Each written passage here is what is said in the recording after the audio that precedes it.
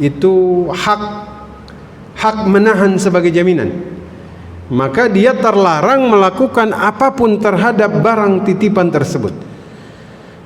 Hak dia tuh cuman sebagai jaminan.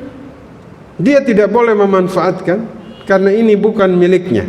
Tidak boleh sama sekali memanfaatkan barang gadai bagi murtahin karena potensi muncul manfaatnya kuat di sini. Manfaat ini kan bisa muncul bukan hanya dalam bentuk finansial, tapi dalam bentuk jasa juga muncul. Artinya dia boleh ambil manfaat dari barang gadaian tersebut kalau barang gadaian tersebut butuh perawatan.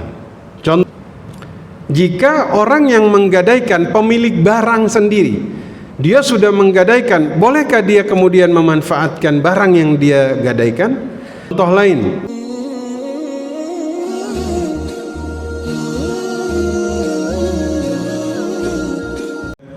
Alhamdulillahilladzi yajzi bihil ihsani ihsana wa bisabri najata wa gufrana. Ashhadu an la ilaha illallah wa ashhadu anna Muhammadar Rasulullah. Allahumma salli ala sayyidina Muhammad wa ala alihi wa sahbihi wa man tabi'ahum ila yaumiddin, amma ba'du. Alhamdulillah, hari ini kita akan bahas tentang satu akad yang sering kita jumpai di sekitar masyarakat, akad yang kemudian disebut dengan gadai, ya. Gadai ini akad yang tidak berdiri sendiri, tapi dia berhubungan dengan akad yang lain. Nah, mari kita lihat agar gadai yang kita lakukan ini tidak menyalahi syariat Islam. Secara bahasa gadai ini disebut rahan, ya, atau kadang disebut sebagai athubut. Athubut ini berarti tetap, ya, atau sering disebut juga dengan ad-dawam, ya, sesuatu yang mengalir terus menerus, ya. Nah, kalau di dalam Quran itu sendiri, Al-Baqarah 283, ya, di situ merupakan dasar masyru'iyah gadai itu sendiri, ya. Wa in kuntum ala safarin wa lam tajidu katiban farihanun maqbudah. Jadi kalau kalian dalam perjalanan, kalian bermuamalah tapi tidak tunai, dan tidak ada yang kemudian menulis transaksi tersebut, maka berikanlah gadai, ya. Nah, Nabi itu melakukan gadai, ya, dengan cara beliau sallallahu alaihi wasallam, ya, itu menggadaikan baju besinya kepada seorang Yahudi untuk kemudian beliau mendapatkan makanan, ya, gandum. Jadi baju besinya digadaikan.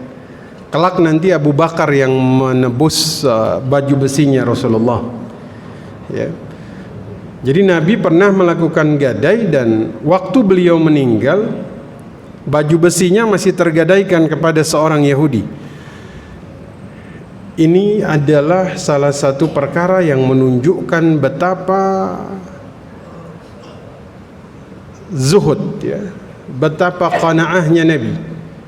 Beliau butuh makanan tapi beliau tidak menceritakan kesusahannya kepada sesiapapun. Beliau bisa saja mengambil makanan dari Baitul Mal, toh beliau adalah orang yang memegang kunci Baitul Mal, ya. Beliau tidak menceritakan kesusahannya kepada para sahabat, ya. Di antara tanda keimanan adalah seseorang menyembunyikan kesusahannya. Nah, itu tanda keimanan. Maka itu ada dalam diri Nabi sallallahu alaihi wasallam. Jadi beliau butuh makanan, beliau enggak minta kepada sesiapapun.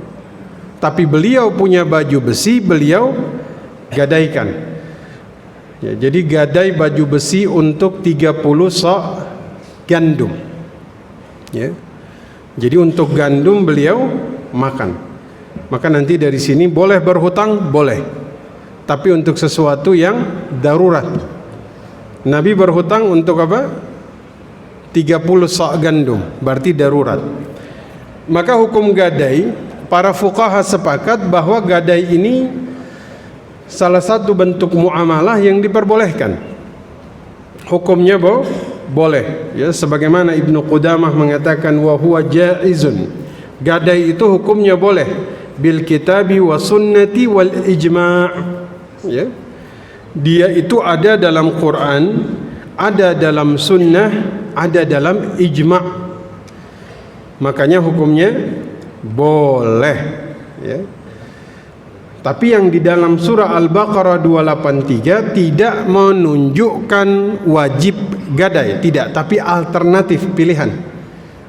Ya. Antum kalau mau ngutangin orang, kira-kira nilai berapa yang antum butuh ada jaminan? Berapa kira-kira? 1 juta? Enggak. 5 juta? Sudah harus ada gadai? 20 juta? Biasanya orang minta jaminan. 100 juta?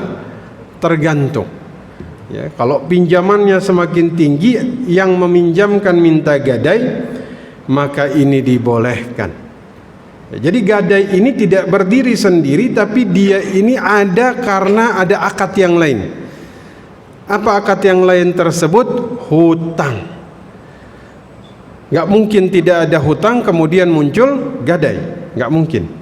Dia muncul karena ada hutang. Makanya dia ini muncul karena ada akad namanya qard atau hutang.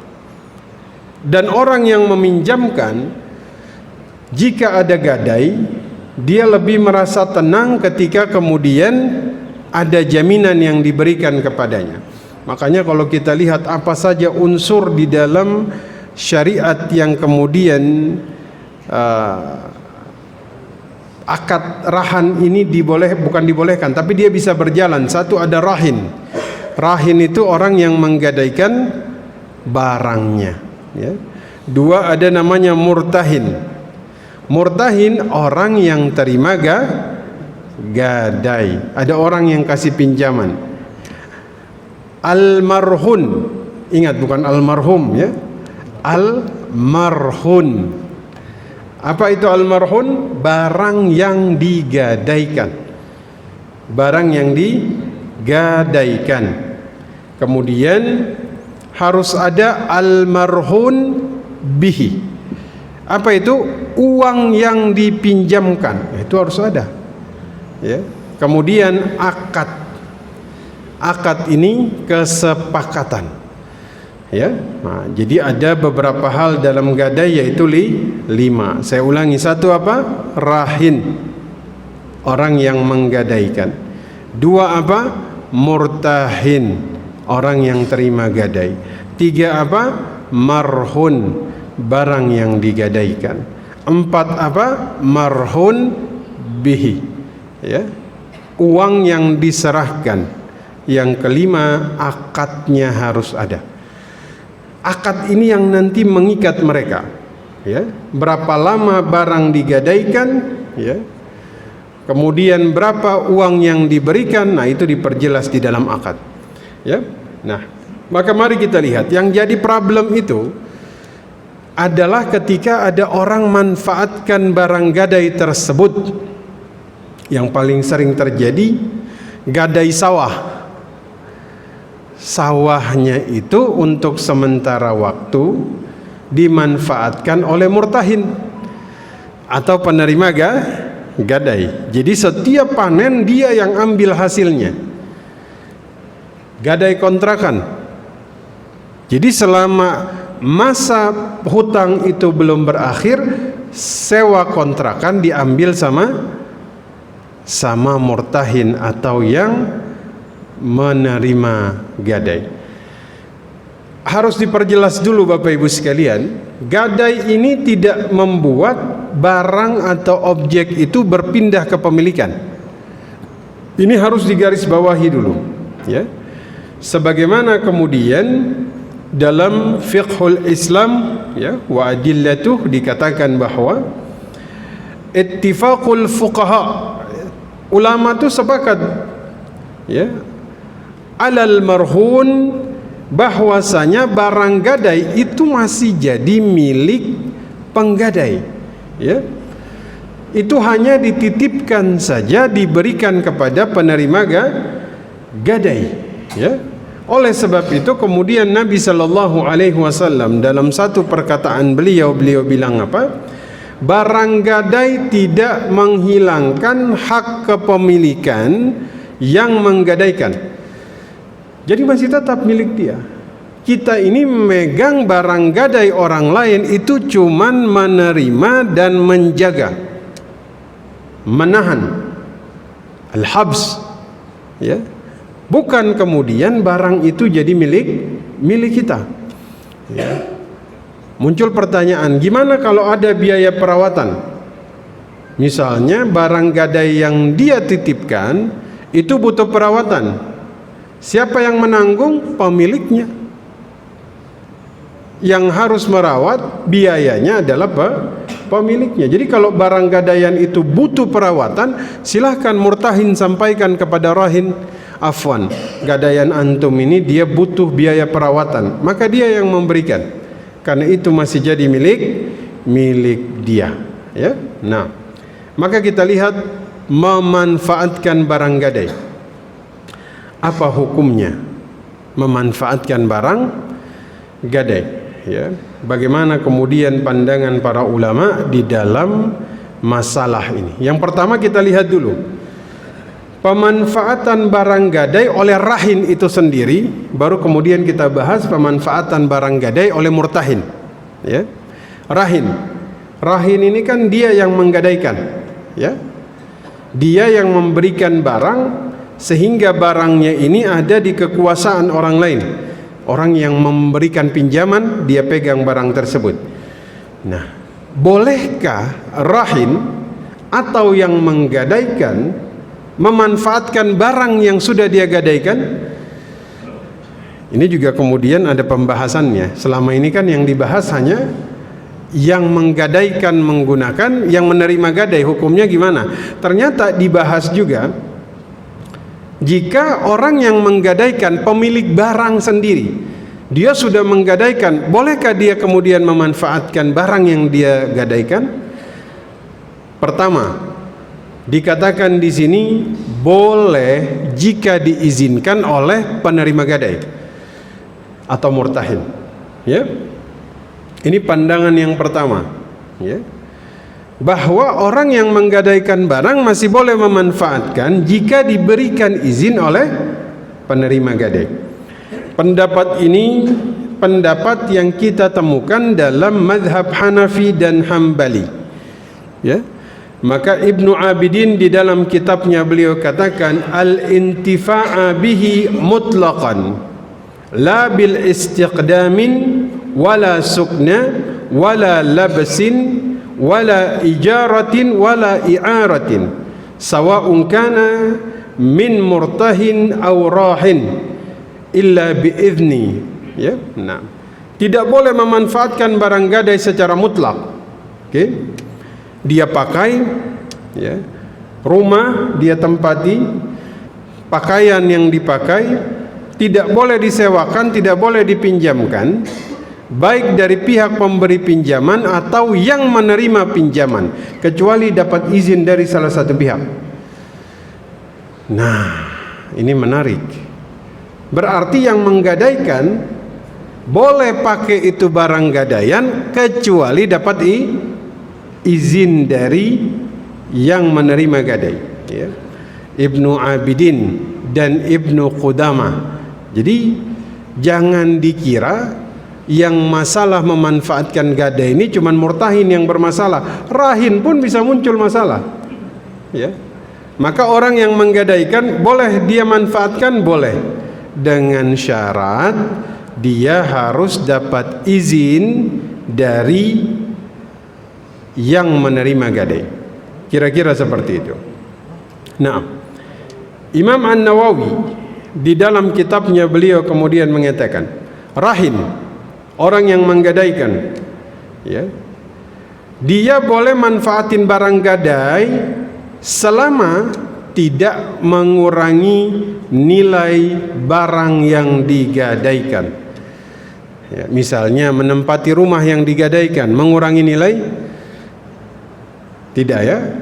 Nah, kemudian menunggangi hewan yang digadaikan, mengurangi nilai? Tidak, ya. Nah, maka kemudian ini pandangan pertama. Rahin, orang yang menggadaikan boleh dengan syarat: satu, izin salah satu pihak atau izin penerima gadai; dua, tidak mengurangi nilai atau manfaat barang gadaian. Yang kedua, mereka mengatakan tidak boleh. Rahin atau penggadai ini, dia ini mutlak nggak boleh pakai barang yang sudah digadaikan, ya. Mereka ini keras menentang adanya penggunaan barang gadai oleh orang yang sudah menggadaikan barang, bahkan jika diizinkan oleh murtahin sekalipun, itu tidak diperbolehkan, ya. Nah, Dr. Wahbah Zuhaili, ya, beliau katakan bahwasanya jadi memang yang cukup syadid, kuat, ketat, ya, dalam masalah ini adalah madhab Maliki, ya. Dibanding mazhab-mazhab yang lain, mereka cukup ketat di dalam menetapkan hukum tidak boleh memanfaatkan barang gadai oleh rahin sama sekali, ya. Walaupun misalnya murtahin memberi izin kepada rahin, ya udahlah kamu pakai aja, misalnya dia gadaikan motor terus dia mau pakai itu motor, walaupun sudah kemudian dia diizinkan, itu tetap tidak boleh, ya. Mereka cukup ketat dalam hal ini, ya. Nah, jadi jelas, ya, untuk rahin yang membolehkan tapi dengan izin murtahin itu mazhab Hambali dan Hanafi. Kalau Imam An-Nawawi boleh, tapi jangan sampai mengurangi nilai dari objek gadaian. Yang kedua, mazhab Maliki keras, tidak boleh sama sekali. Nah, sekarang baru kita bahas apa hukumnya jika murtahin. Sekarang yang terima gadai yang manfaatin, boleh atau tidak? Ini barang ada di dia, dia yang megang barang. Apa hukumnya jika kemudian barang itu dipakai olehnya? Ada orang terima gadai motor, motornya dipakai, dimanfaatkan sama dia. Apa hukum hal tersebut? Ya, karena kita tahu bahwa kullu qardin jarra manfa'ah fahuwa riba. Seluruh hubungan pinjam meminjam yang muncul manfaat di dalamnya, maka dia riba. Maka disinilah kemudian dibahas karena khawatir ada manfaat yang muncul di sini, ya. Yang pertama, madhab Hanafi, pandangan mereka murtahin boleh memanfaatkan rahan atau gadai jika diizinkan dan tidak disyaratkan. Jika diizinkan dan tidak disyaratkan. Maksudnya apa tidak disyaratkan? Jadi misalnya ada yang mau pinjam uang, berapa? 20 juta. Baik, harus ada gadai. Apa gadainya? Motormu gadaikan. Tapi kemudian dia syaratkan, nanti saya pakai, ya. Boleh. Ini nggak boleh. Kalau kata Imam Hanafi, dia sudah syaratkan dari awal, ya.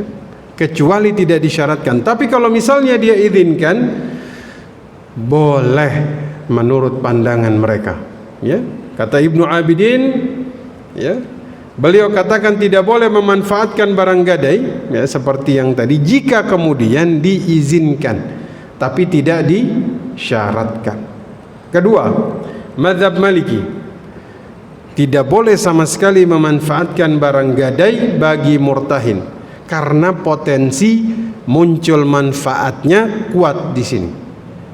Manfaat ini kan bisa muncul bukan hanya dalam bentuk finansial, tapi dalam bentuk jasa juga muncul.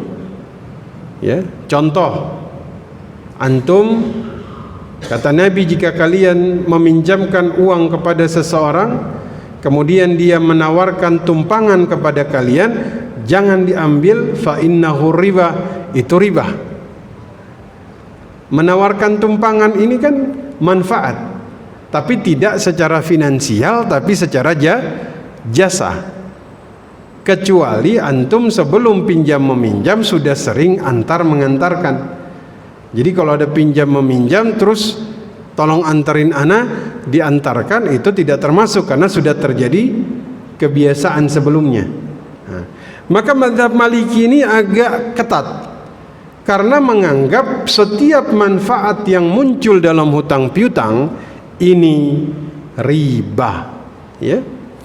Wa fi qardin salafun jarra naf'an wa huwa la yajuzu fayumna'u syartuha wa tatawwu'u biha fi qardin. Dalam qard itu terdapat kaidah hutang menimbulkan manfaat, hal tersebut tidak diperbolehkan. Ya, jadi karena kekhawatiran muncul manfaat maka ditutup semuanya, nggak boleh ada. Ya, bahkan pinjam uang berapa, 2 juta, gantinya berapa, 2 juta juga boleh, tapi dengan syarat nanti tolong bantuin anak ini itu. Itu mereka menganggap itu adalah jasa, dan jasa itu juga manfaat. Ya, Imam Syafi'i, mereka juga sama. Mazhab Syafi'i melarang adanya pemanfaatan barang gadai oleh penerima gadai. Nah, ini diambil dari kitabnya Imam An-Nawawi. Ya, dikatakan oleh Imam An-Nawawi, murtahin itu nggak punya hak apapun terhadap barang gadai. Tidak ada. Haknya dia tuh cuman satu, istithaq. Istithaq ini, istithaq itu hak menahan sebagai jaminan. Maka dia terlarang melakukan apapun terhadap barang titipan tersebut. Hak dia tuh cuman sebagai jaminan. Dia tidak boleh memanfaatkan karena ini bukan miliknya. Mazhab Hambali, mereka kemudian membagi pemanfaatan barang gadai berdasarkan jenis barangnya. Ini barang butuh perawatan atau tidak.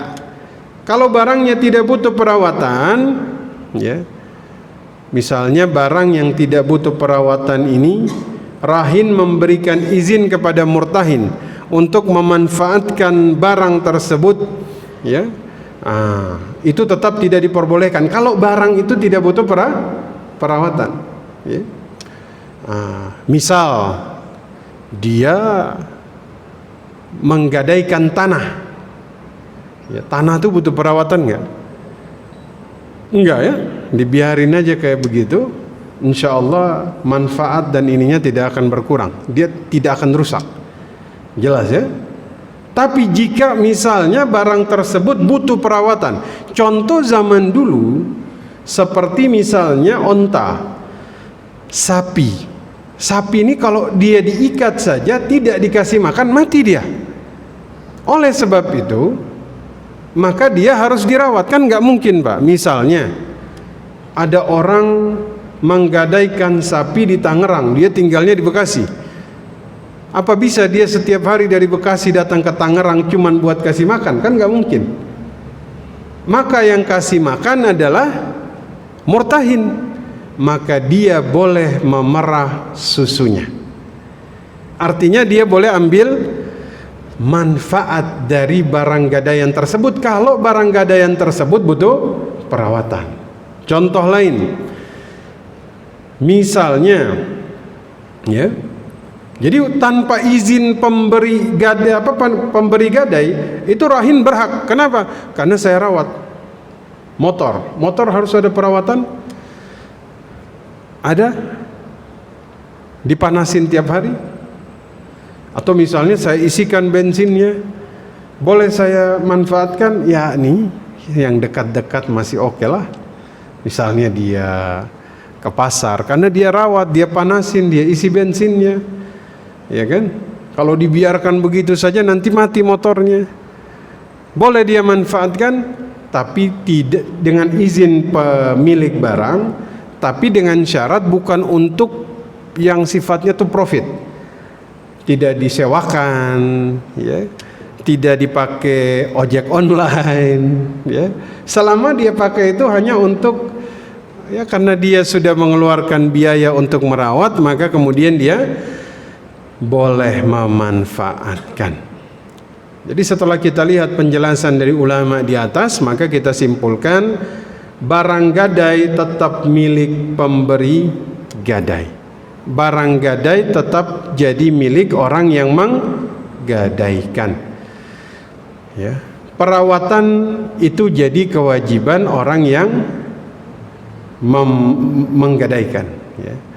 Jika misalnya dia ingin menggunakan, madhab Syafi'i mengatakan mutlak nggak boleh, Maliki mutlak nggak boleh, Hambali dibagi jadi dua. Kira-kira barang gadaian itu butuh perawatan atau tidak? Kalau butuh perawatan, maka boleh sekedar mengganti biaya perawatan yang kemudian dia keluarkan untuk menjaga barang gadaian tersebut. Saya kira itu yang kita bahas pada siang hari ini. Tafadhal, silahkan jika ada yang mau ditanyakan, kita persilahkan. Tafadhal.